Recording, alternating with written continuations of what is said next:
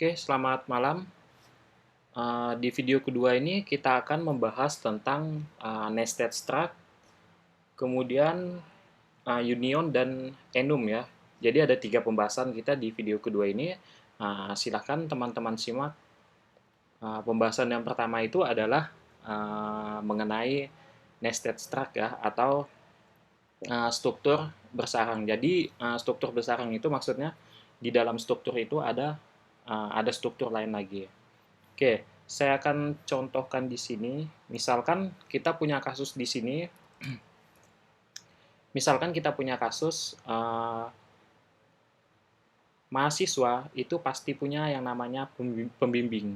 Kalau sudah skripsi, mahasiswa itu punya pembimbing, jadi ada pembimbing 1, pembimbing 2. Jadi satu mahasiswa itu punya 2 pembimbing. Oke, uh, di sini mahasiswa itu bertindak sebagai parent-nya. Kemudian dosen itu sebagai child daripada mahasiswa. Jadi modelnya itu seperti ini. Sekarang saya buat mahasiswa di sini, kemudian seperti ini.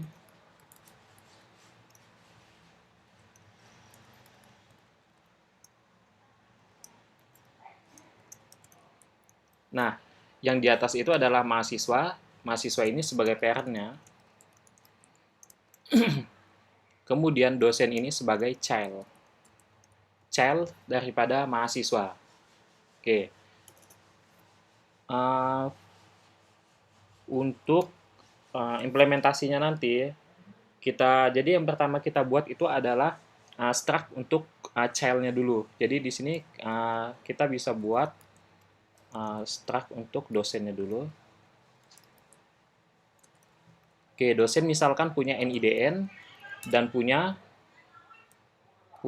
nama dosen ya. Nama dosen di sini misalkan saya buat. Kemudian setelah struct dosen kita buat, barulah kita buat struct untuk mahasiswanya.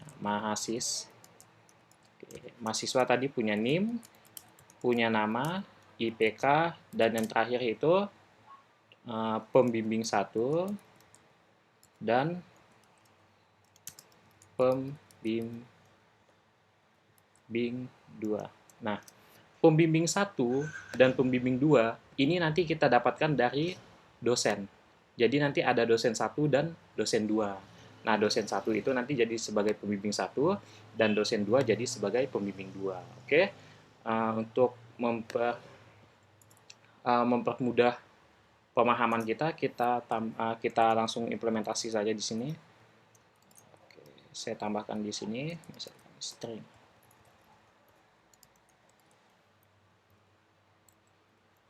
Oke, kalau sudah selesai, kalian buat struct-nya dulu. Yang pertama itu kita buat struct untuk dosennya dulu. Struct untuk dosennya itu seperti ini. Sorry. Nah, properti dosen itu apa saja? Tadi di sini kita sudah buat properti dosen itu ada NIDN dan nama dosen. NIDN itu integer, NIDN. Kemudian nama dosen itu di sini kita pakai char, nama dosen. Oke, seperti ini. Kemudian kita buat struct yang keduanya. Struct kedua adalah mahasiswa dengan properti NIM, nama, IPK, pembimbing 1 dan pembimbing 2. MHS saya buat di sini untuk mempersingkat penulisannya. Yang pertama itu ada NIM, kemudian nama ya. Setelah itu float, IPK, dan yang terakhir itu adalah pembimbing 1 dan pembimbing 2. Nah, penulisannya itu kalian tuliskan tipe datanya terlebih dahulu. Tipe datanya adalah dosen. Kemudian kalian tuliskan variabelnya. Jadi sama ya dengan ketika kalian mendeklarasikan variabel yang ini. Jadi dimulai dengan tipe datanya, hanya saja di sini untuk pembimbing 1 tipe datanya itu dosen, didapatkan dari struct yang atas. Oke, dosen di sini misalkan saya buat pembimbing 1, kemudian dosen pembimbing 2. Oke, kita sudah buat dua struct di sini. Yang pertama ada struct dosen. Di sini dia bertindak sebagai child, bertindaknya sebagai child. Kemudian struct MHS atau mahasiswa di sini dia bertindak sebagai parent-nya. Jadi mahasiswa ini punya child, child-nya itu dosen ya, yang di atas ini. Oke, nanti kita mendapatkan nama-nama dosen ini dari dosen yang ada di atas. Oke, kalau sudah kita langsung ke inmain-nya. Di inmain ini kalian seperti biasa, yang pertama kalian deklarasikan variabelnya dulu. Karena kita mau meng-assign nilai yang untuk dosen terlebih dahulu, jadi deklarasikan variabel yang dosen terlebih dahulu. Jadi di sini dosen itu ada dosen 1, dan dosen 2. Oke, kita masukkan saja nilainya. Dosen 1 dot NIDN itu berapa NIDN-nya? Misalkan 1, 2, 3, 4, 5. Kemudian dosen 1 dot nama dosen. Nama dosennya siapa? Misalkan di sini nama dosennya adalah Sutarman. Oke, seperti ini. Kemudian untuk yang ini supaya lebih gampang kita lihat, ini dosen 1. Oke. Kemudian ini dosen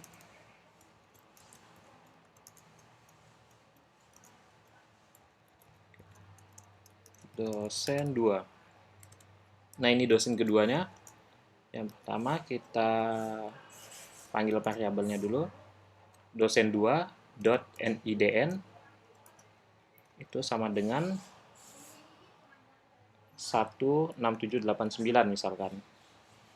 Kemudian dosen 2 dot nama dosen.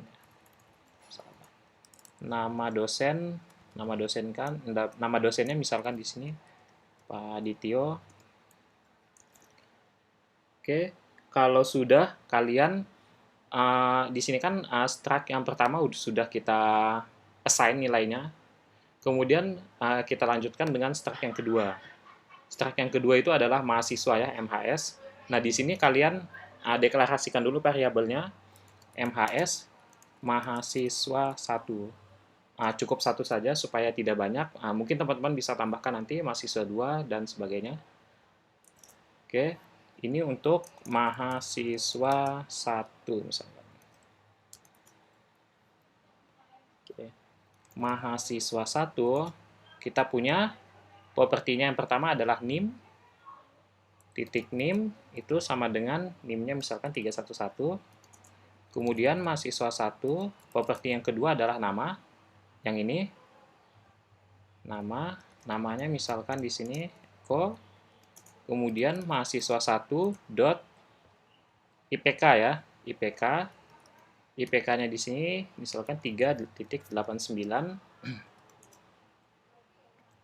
Kemudian kita bisa tambahkan mahasiswa 1 pembimbing 1. Mahasiswa 1 titik pembimbing 1. Nah, di sini kalian tambahkan assign sama dengan dosen 1. Sama dengan dosen 1. Kemudian mahasiswa 2, mahasiswa 1 pembimbing 2 ya. Itu sama dengan dosen yang kedua. Nah, inilah yang kita sebut sebagai nested-nya itu. Nested atau nesting struct ya. Nah, kita jalankan terlebih dahulu. Sebelum dijalankan, di sini saya ubah jadi konstan. Karena nilainya kita assign, kalau tidak dibuat seperti ini, nanti dia ini ya, error. Saya tambahkan seperti ini. Kita jalankan. Oke, di sini no warning, tidak ada kesalahan yang terdeteksi, tidak ada error juga di sini. Hanya saja nilainya belum kita tampilkan. Nah, gimana cara tampilkan nilainya? Oke, nah sekarang kita akan tampilkan nilainya. Di sini seperti biasa untuk menampilkan nilainya kita bisa menggunakan cout ya. Cout. Kalau mahasiswa, kalau NIM gimana? Mahasiswa 1 dot NIM ya. Kemudian cout mahasiswa 1 dot nama, cout mahasiswa 1 dot IPK, cout mahasiswa 1 dot, nah ini seperti apa pemanggilannya? Mahasiswa 1 dot pembimbing 1 ya. Oke, pembimbing 1 kita gunakan yang ini dulu. Kita lihat hasilnya seperti apa. Mahasiswa 1 dot pembimbing 2. Oke, kita jalankan dulu. Walaupun saya udah tahu ini hasilnya pasti error. Nah, dia error ya di sini. Karena di sini yang ini berupa objek. Nah, gimana cara kita mengambil nilainya? Kita bisa tambahkan properti yang ada. Misalkan di pembimbing 1 itu sama dengan dosen 1. Pembimbing 1 yang ini itu sama dengan dosen 1. Kalian cek dosen 1 itu punya properti apa aja. Dosen 1 punya NIDN dan dosen 1 juga punya nama dosen. Nah, yang kalian mau panggil di sini itu NIDN-nya atau nama dosennya. Misalkan di sini saya akan memanggil nama dosennya. Tinggal kalian tambahkan nama dosen, di sini juga tambahkan nama dosennya. Oke, saya jalankan.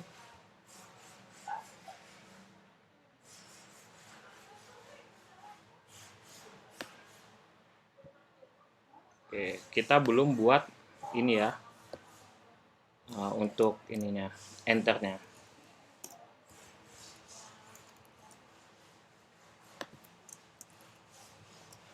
Supaya hasilnya lebih bagus, kita tambahkan enter di sini.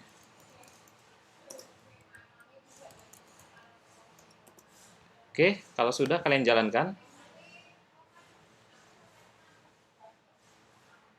Oh ya, ini yang salah.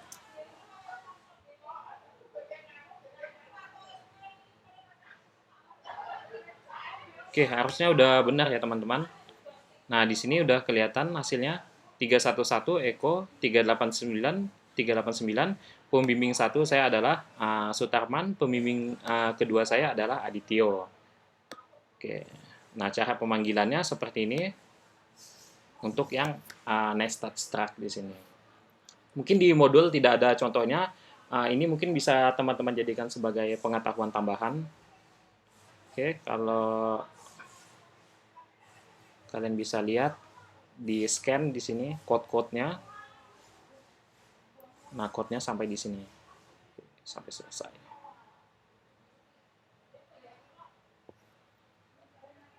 Yang pertama, kita buat dulu struct untuk dosen. Untuk yang child-nya, kemudian buat struct untuk yang MHS atau mahasiswanya. Kemudian di inMain, nah di inMain-nya kalian yang pertama kali deklarasikan adalah yang dosen. Kita assign dosen di sini ada 2, kita masukkan data-datanya. Kemudian yang kedua adalah mahasiswa, kita assign nilainya di sini. Kemudian kalau sudah, kita tampilkan datanya di bagian ini. Oke, ini untuk menampilkan data misalkan ya. Menampilkan data mahasiswa misalkan. Oke, seperti ini. Semoga teman-teman semuanya paham untuk yang nested. Sekarang kita akan membahas tentang union. Oke. Untuk yang union, saya reload dulu. Oke. Union itu sebenarnya seperti apa sih union itu? Oke, jadi misalkan kalau di struct atau di struktur itu ketika teman-teman tulis misalkan NIM, kemudian chart nama, kemudian ada in lagi di sini. Misalkan di sini in semester ya, semester di sini.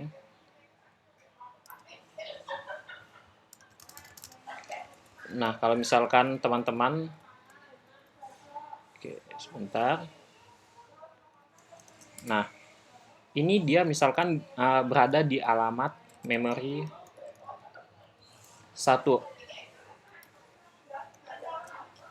Ini berada di alamat memori 2. Kemudian ini berada di alamat memori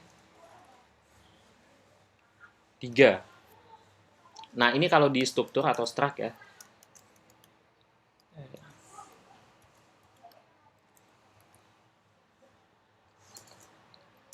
Nah, kalau union, misalkan di sini saya copy saja. Kalau union, dia bisa mereduksi penggunaan memori kalian. Jadi misalkan yang sebelumnya memori kalian itu ada 3, jadi bisa direduksi menjadi penggunaannya itu hanya 2 saja. Oke, misalkan jadi dia menggabungkan variabel yang memiliki tipe data yang sama. Jadi nanti dijadikan dalam satu blok. Misalkan di sini ada in NIM dan in semester di sini nanti dijadikan dalam satu blok ya. Jadi ada satu blok nanti satu blok untuk menampung data ini misalkan. Nah, ini ada satu blok nanti untuk menampung nilai yang ini. Oke, kita langsung ke praktiknya saja untuk mempermudah pemahaman teman-teman sekalian. Oke, misalkan di sini deklarasinya sama dengan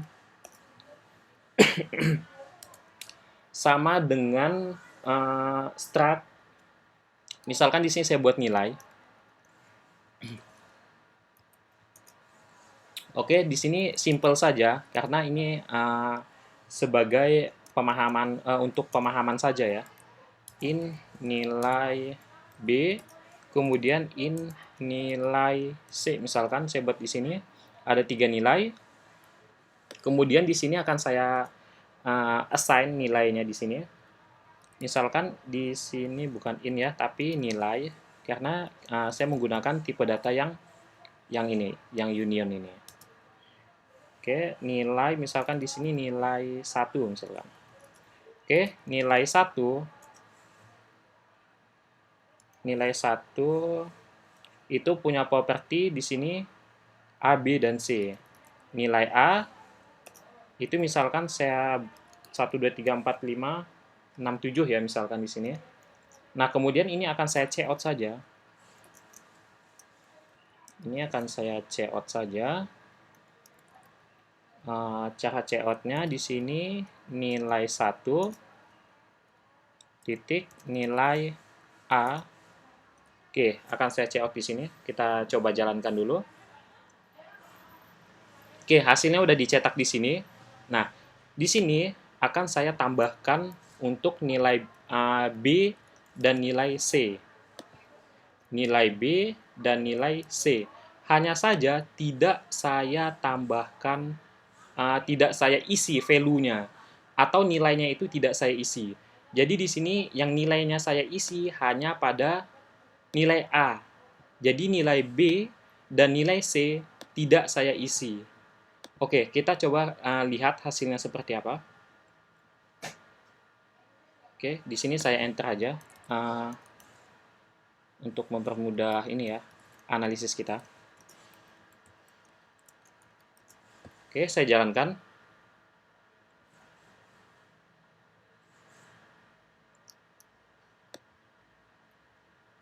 Nah, di sini hasilnya itu sama. Oke, sama ya. Untuk yang nilai A, B, dan C itu nilainya sama. Kenapa? Karena nilai A, B, dan C itu berada dalam satu blok memori. Jadi tidak terpisah. Oke, di sini teman-teman perhatikan, di sini saya menggunakan yang union, nilai B dan nilai C itu sama. Oke, di sini mungkin saya tambahkan string di sini misalkan.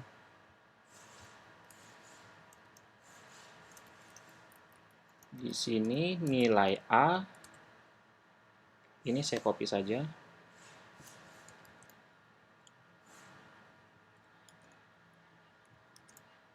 Ini nilai B, dan ini adalah nilai C, saya jalankan. Nah, jadi nilai A, sebentar, nilai A, nilai B, dan nilai C itu nilainya sama, karena mereka berada dalam satu blok memori ya teman-teman. Nah, di sini saya akan ubah union menjadi struct. Nah, oke, kita jalankan. Hasilnya seperti apa? Nah, hasilnya berbeda ya teman-teman. Nah, ini artinya kalau di struct, dia itu tidak dalam satu blok memori. Sedangkan kalau yang union, dia berada dalam satu blok memori. Oke, seperti itu contoh untuk union. Oke ya. Nah, penggunaan union itu lebih ke mungkin lebih ke menghemat penggunaan memori saja. Jadi kalau teman-teman mau depth sistem program aplikasi yang low level itu C++ ini memang powerful ya untuk masalah uh, apa reduksi memori itu. Oke, kalau sudah paham teman-teman silahkan ini saya jalankan dulu. Teman-teman cek code-nya, mungkin teman-teman bisa ikuti. Nah, hasilnya seperti ini. Code-nya tidak panjang ya. Yang pertama kalian buat unionnya, kemudian di in main-nya kalian deklarasikan variabel, assign nilainya berapa di sini. Nilai saya di sini 1 sampai 7. Kemudian buat cout-nya untuk yang A sudah pasti hasilnya adalah sudah pasti dia akan mengeluarkan atau menampilkan nilai yang ada di sini. Nah, ternyata yang B dan yang C itu juga menampilkan nilai yang sama. Karena dia berada dalam satu blok memori. Oke, selanjutnya saya akan membahas tentang enum. Nah, penggunaan enum ini seperti apa gitu. Oke, saya langsung saja di sini saya jelaskan. Langsung ke praktisnya saja di sini. Deklarasi enum itu seperti ini. Misalkan saya buat di sini enum kota. Enum kota misalkan ya seperti ini. Oke, misalkan kota-kotanya adalah yang pertama Jogja ya. Kemudian di sini Jakarta, Bandung, kemudian Solo,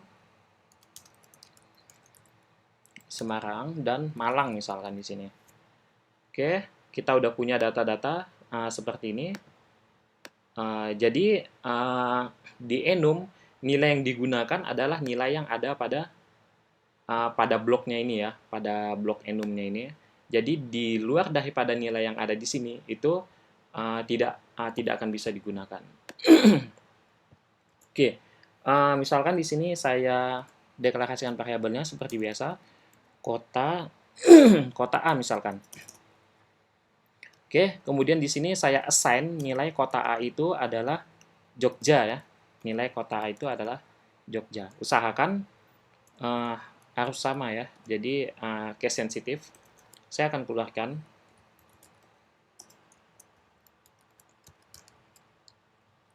C out di sini.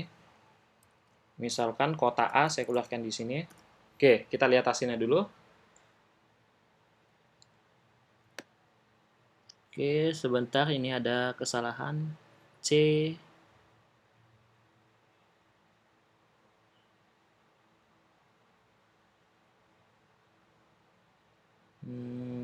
kesalahan sebentar ya. Ini C out.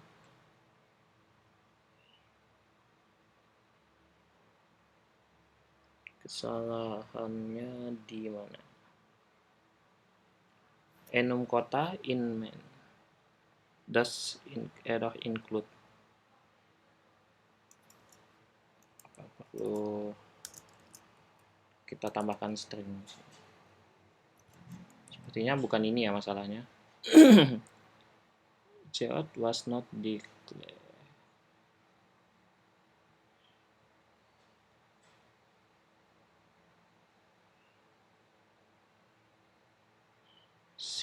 Cout tidak dideklarasikan maksudnya. Oke, salahnya masih sama. Jogja.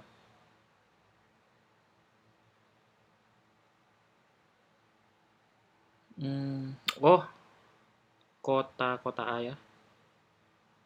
Oke, kota A. Enum kota A di sini sudah saya assign Jogja, kemudian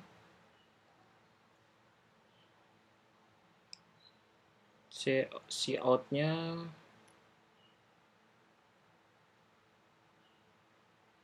sebentar, ini salahnya using namespace std.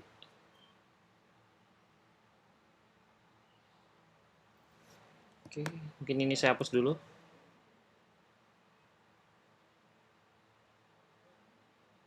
Include.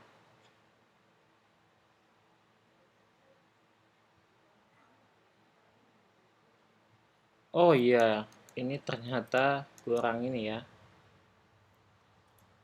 Oke, sorry. Di sini langsung saya cout aja. Cout nilainya kota A ya, kota A. Oke, saya jalankan. Nah, hasilnya adalah 0. Jadi yang diambil atau yang ditampilkan di konsolnya itu adalah indeksnya.